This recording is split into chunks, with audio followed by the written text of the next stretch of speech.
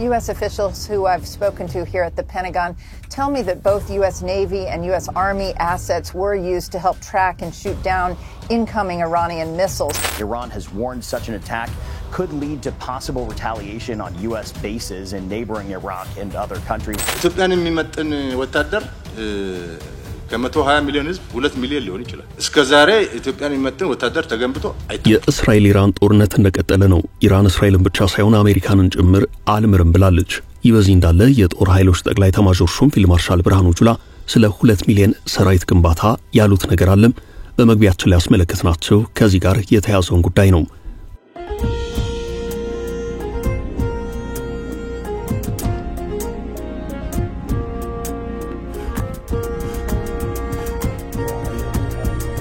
ውድ የፈታ ቤተሰቦች ከልብ የመነጨ የከበረ ሰላምታችን በእያላችሁበት ይድረሳችሁ። የዕለተ ቅዳሜ የምሽት መረጃዎችን በወግ አሰናድተን በሰዓታችን መጥተናል። በቅድሚያም አርዕስቱን እናስተዋውቃለን። የኢራን እስራኤል ጦርነት እንደቀጠለ ነው። የእስራኤል የውጊያ አውሮፕላኖች በኢራን ግዛት ያደርጉት ያለው መጠነ ሰፊ ማጥቃት እንደቀጠሉበት ተነግሯል።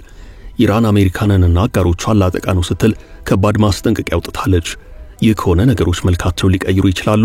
በዜና ጥንቅራችን እንመለከታለን። ትራምፕ በእስራኤል ጉዳይ አጣብቂኝ ውስጥ መግባታቸው ተሰማ።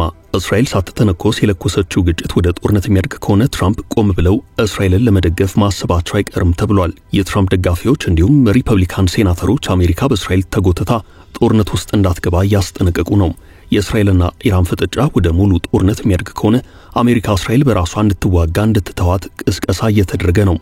የጦር ኃይሎች ጠቅላይ ኤታማዦር ሹም ፊልድ ማርሻል ብርሃኑ ጁላ ከሰሞኑ ለፓርላማ በሰጡት ማብራሪያ በአሁኑ ሰዓት ከፍተኛ የሆነ ሰራዊት ግንባታ እያካሄድን ነው ማለታቸው ተሰምቷል። ስለ 2 ሚሊዮን ሰራዊት ግንባታ ፊልድ ማርሻሉ የሰጡት አስተያየት አለ።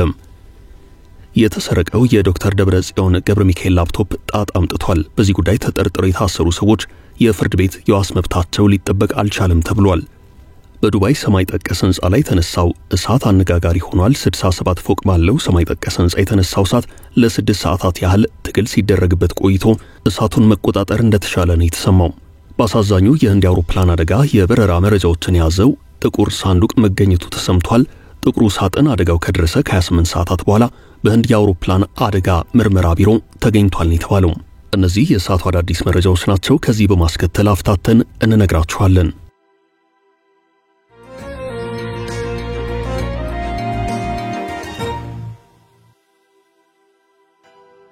ኢራን ወደ አሜሪካ ልትተኩስ ነው።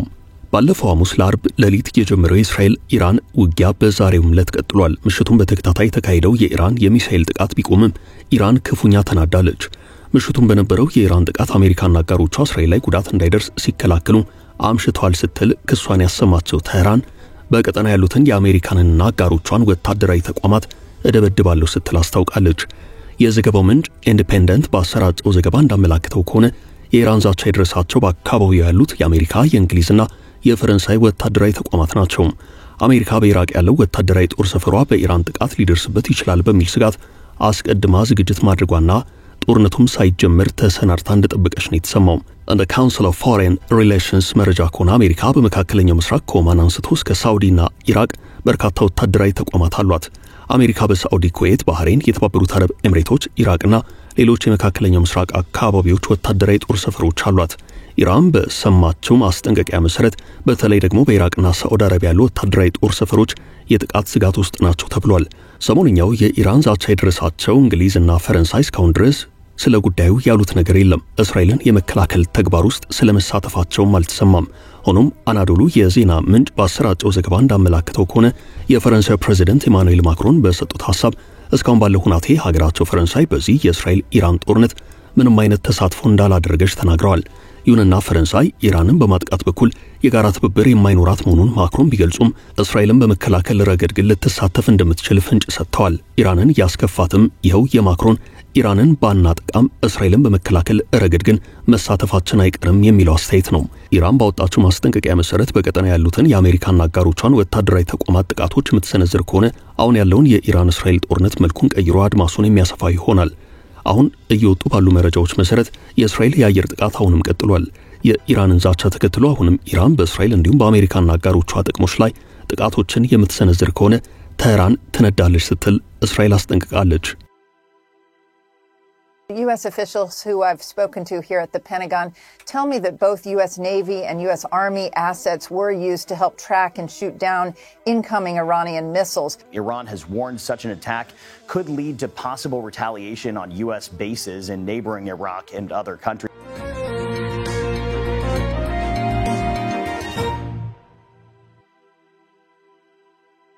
የእስራኤል ኢራን ተኩስ በትራምፕ አስተዳደር ውስጥ ክፍፍል ፈጥሯል ተባለም። የእስራኤልን ድጋፍ እንጣል ሐሳብ ተነስቷል። በሳምንቱ መካከለኛው ምስራቅ አደጋ ውስጥ የከተተ የእስራኤል ኢራን ጥቃትና የቴህራን የቀጠለው መልስ ምት ለትራምፕ አስተዳደር ፈተና ሆኗል። ትራምፕ ወደ ስልጣን ሲመጡ የሩሲያን ጦርነት በአንድ ቀን ለመቋጨት ዝተውና ቅስቀሳ አድርገው ነበርም።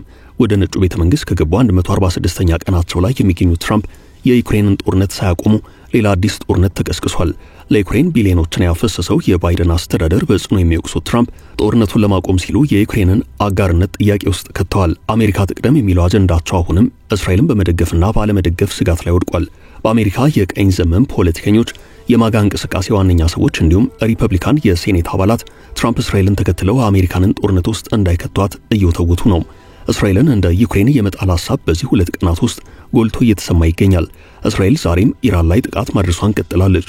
የኒውክሌር ተቋማትን መምታቷ፣ ሉዓላዊነት ባላት ሀገር ውስጥ የልዩ የጦር ተልዕኮ መወጣቷ፣ ባለስልጣናትን መግደሏ፣ ከዚህ አልፎ ከ70 በላይ ሲቪሎች ሞት ተጠያቂ መሆኗ በዓለም ፊት የሞራል ልዕልና ሳጥቷታል።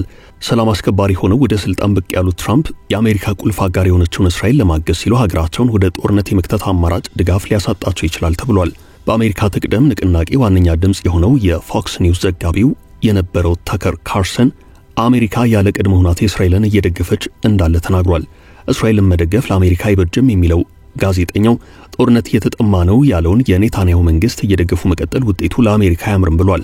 ከእስራኤል ጋር በመዋጋት መካከለኛው ምስራቅ ሌላ ጦርነት ውስጥ መግባት አሜሪካ ጠልነት እንደ አዲስ እንዲያቆጠቁት፣ ሽብርተኞች እንዲነሱና የአሜሪካ ዜጎች ሕይወት የሚያስከፍል ሁናቴ እንዲፈጠር ያደርጋል ብሏል። በውጭ ላለች አንዲት ሀገር ሲባል አሜሪካ እዚያ ዘግቶ ውስጥ ለምን ትገባለች ሲል የሚጠይቀው ይኸው ጋዜጠኛ የእስራኤል ኢራንን የመዋጋት አጀንዳ የኛ አይደለም ሲል ተሰምቷል።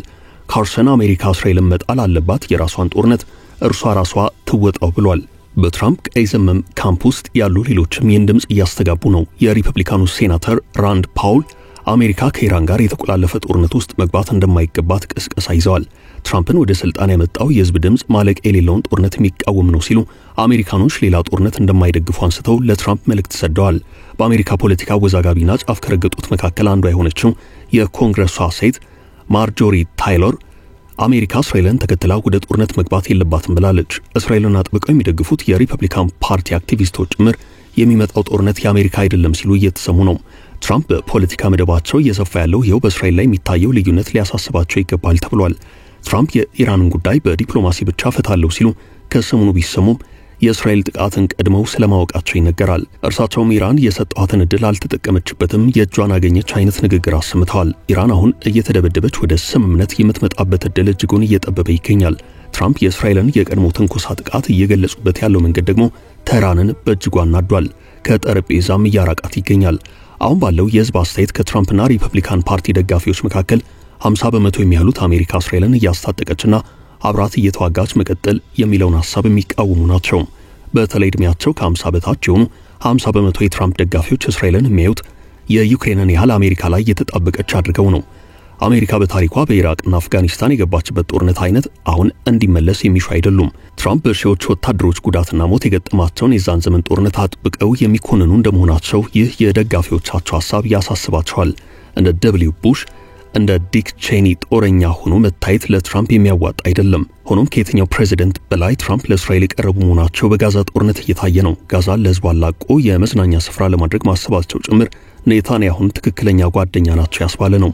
ትራምፕ እስራኤልን ብለው ከኢራንና አጋሮቿ ጋር ወደ ሰፊ ጦርነት ለመግባት ያሳዩት አዝማሚያ ግን በራሳቸው የፖለቲካ ካምፕ ባሉ ሰዎች ጥያቄ እየተነሳበት ነው።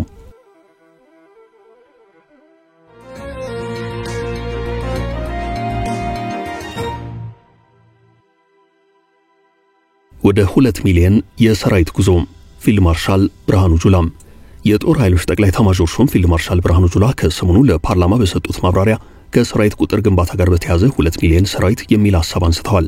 ጦርነት የማስቀረት አቅማችሁ ምን ያህል ነው የሚለውን ጥያቄ አስመልክቶ በሰጡት ምላሽ ፊልድ ማርሻል ብርሃኑ ጁላ ኢትዮጵያ መከላከያ ሰራዊት አንዱ መርህ ወይንም ፕሪንሲፕል የምንለው ጦርነት በሩቅ የሚያስቀር ሆኖ ከዚህ አልፎ የሚመጣ የጠላት ኃይል ካለ በአጭር ጊዜ የሚጨርስ ኃይል መገንባት ነው ብለዋል። በዚሁ መርህ መሰረት የመከላከያ ሰው ኃይል መጠን ኢትዮጵያን የሚመጥን እንዲሆን ሰርተናል። ያም ሆኖ ያሰብነው ደረጃ ላይ አልደረስንም ብለዋል። ኢትዮጵያን የሚመጥን ወታደር ከ120 ሚሊዮን ህዝብ ውስጥ 2 ሚሊዮን ሊሆን ይችላል ያሉት ኢታማዦር ሹሙ እስከ ዛሬ ድረስ ኢትዮጵያን የሚመጥን ሰራዊት ተገንብቶ አይታወቅም ብለዋል። እኛ እንዴት በ4 እና 5 ዓመታት ውስጥ እንዴት ይሁሉ ስራ ተሰራ ተብሎ ጥያቄ እስኪነሳ ድረስ በሰራዊት ግንባታ ከትጥቅ ጀምሮ እስከ ቴክኖሎጂ ወታደራዊ ግንባታ ድረስ ቀላል የማይባሉ ስራዎችን ከውነናል ሲሉም ፊልድ ማርሻል ብርሃኑ ጁላ ተናግረዋል። የሀገራትን ወታደራዊ አቅም ደረጃ በየዓመቱ ዘርዝሮ የሚያወጣው ግሎባል ፋየር ፓወር የዘንድሮን 2025 መረጃ ይፋ ባደረገበት ደረጃ ሰንጠረዥ የኢትዮጵያን ሰራዊት አቅም በቁጥር ብዛት ያስቀምጠው ግማሽ ሚሊዮን አድርጎ ነው። በዚሁ የደረጃ ሰንጠረዥ ኢትዮጵያ ከ145 የዓለም ሀገራት በወታደራዊ አቅም በ52ኛ ደረጃ ላይ ተቀምጣለች። ኢትዮጵያን የሚመጥን ወታደር ከ120 ሚሊዮን ህዝብ 2 ሚሊዮን ሊሆን ይችላል። እስከ ዛሬ ኢትዮጵያን የሚመጥን ወታደር ተገንብቶ አይታወቅም።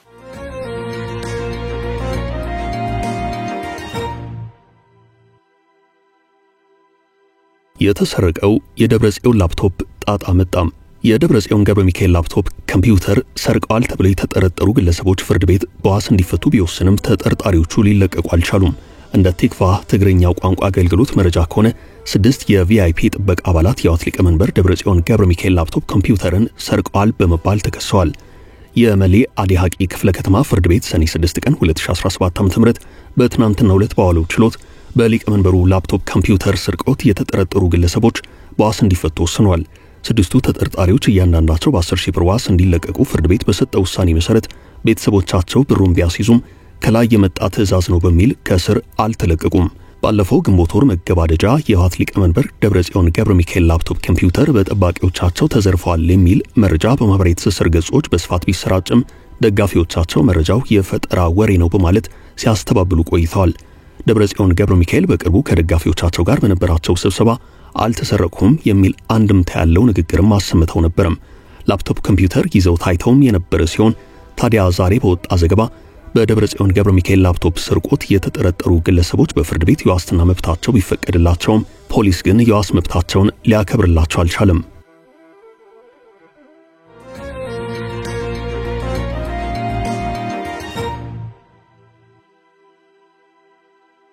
ፌደራሉ መንግስት ኤርትራን ለመውረር ጥያቄ አንስቷል። የህወሓት ከፍተኛ አመራር ፈትለወርቅ ገብረ እግዚአብሔር ሞንዞሪኖ ፌደራሉ መንግስት ከግዛታችን ውጡ ሲል ኤርትራን ያሳስበው ለወረራ እንዲመቸው ነው ሲሉ የመቀለውን የተቃውሞ ሰልፍ ተከትሎ በተዘጋጀው የውይይት መድረክ ላይ ተናግረዋል።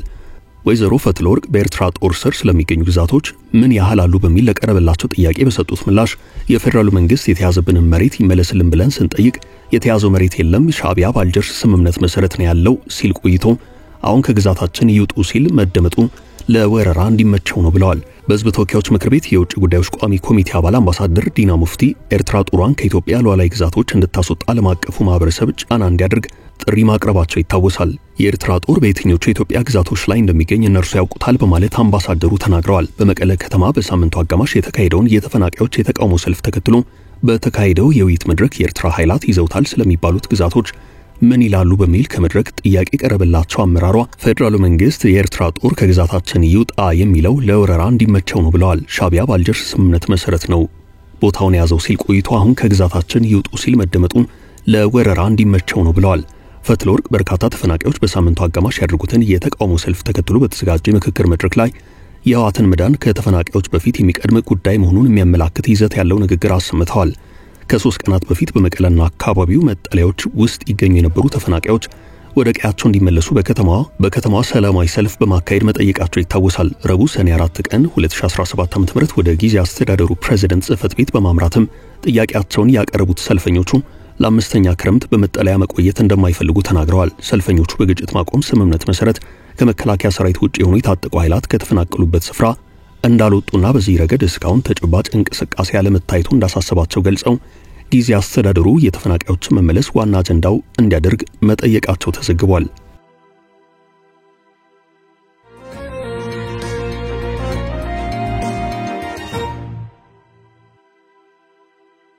በዱባይ በአንድ ሰማይ ጠቀስ ህንጻ ላይ የተነሳው እሳት በዱባይ ከተማ ማሪና በሚባለው አካባቢ በሚገኘው ባለ 67 ፎቅ ሰማይ ጠቀስ ህንጻ ላይ የእሳት አደጋ መከሰቱ ተሰምቷል። ትናንት ምሽት 764 አፓርትመንቶች ባሉትና ለ3820 ሰዎች መኖሪያ የሆነው ህንጻ ላይ ተነሳው የእሳት አደጋ ከ6 ሰዓታት ትግል በኋላ ሊጠፋ ችሏል። በህንጻው የእሳት አደጋ መከሰቱን ተከትሎ 3820 የሚደርሱ የአፓርታማው ነዋሪዎች ምንም አይነት ጉዳት ሳይደርስባቸው እንዲወጡ ተደርገዋል። አደጋውን ተከትሎ የከተማው የባቡር ትራንስፖርት መቋረጡን የከተማይቱ የትራንስፖርት ባለስልጣን አስታውቋል። በእሳት አደጋው ምክንያት ከህንጻው እንዲወጡ ለተደረጉ ሰዎች ጊዜያዊ መቆያ ለመገንባት ጥረት እየተደረገ ነው። የህክምናና የስነ ልቦና ባለሙያዎች የእሳት አደጋው ከተከሰተበት ጊዜ አንስቶ ለተጎጂዎች ድጋፍና እንክብካቤ ለማድረግ በፍጥነት ነበር ወደ ስፍራው እንዳቀኑ የዱባይ ገልፍ ታይምስ ዘገባ ያሳየው።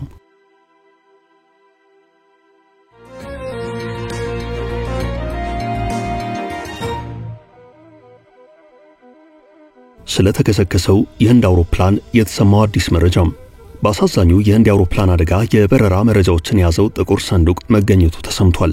ጥቁሩ ሳጥን አደጋው ከደረሰ ከ28 ሰዓታት በኋላ በህንድ የአውሮፕላን አደጋ ምርመራ ቢሮ ተገኝቷል። አውሮፕላኑ ሐሙስ ዕለት ወደ ሎንዶን ለመብረር ከተነሳ ከ60 ሰከንዶች በኋላ ነበር በመኖሪያ አቅራቢያ ተከስክሶ ከአንድ ተሳፋሪ በስተቀር የሁሉም 241 ተሳፋሪዎች ህይወት ያለፈው። ከአደጋው በኋላ ጥቁሩ ሳጥን የተገኘው አውሮፕላኑ በተከሰከሰበት ስፍራ መሆኑን የህንድ ሲቪል ኤቪዬሽን ባለስልጣን አስታውቋል። አንድ አውሮፕላን 2 ጥቁር ሳጥኖች ይኖሩታል። ሳጥኖቹ አጠቃላይ የበረራ የድምጽ መረጃዎችን የሚቀዱ ሲሆን መሰል አደጋዎች ሲያጋጥሙ በምን ምክንያት አደጋው እንደተከሰተ ለመለየት የሚረዱ ናቸው። እንደ ቢቢሲ ዘገባ የጥቁር ሳጥን መገኘት ተከትሎ የህንድ የአውሮፕላን አደጋ ምርመራ ቢሮ ከአሜሪካና እንግሊዝ ከተውጣጡ ቡድኖች ጋር የምርመራ ሂደት አከናውኗል። የቦይንግ ካምፓኒ የምርመራ ሂደቱን እንደሚደግፍ ገልጿል። እስካሁን በአደጋው ህይወታቸውን ያጡ 6 ሰዎች አስክሬን ለቤተሰቦቻቸው የተሰጠ ሲሆን ቀሪዎቹን በዲኤንኤ ምርመራ ለመለየት ስራ እየተከናወነ ነው። በአደጋው ከሞቱ ከ241 ሰዎች በተጨማሪ አውሮፕላኑ በወደቀበት መኖሪያ መንደር የነበሩ 8 ሰዎች ህይወታቸው ማለፉን ተሰምቷል። ለዛሬ ያዝንላችሁ ርዕሰ ጉዳዮች እዚህ ላይ ቋጨን።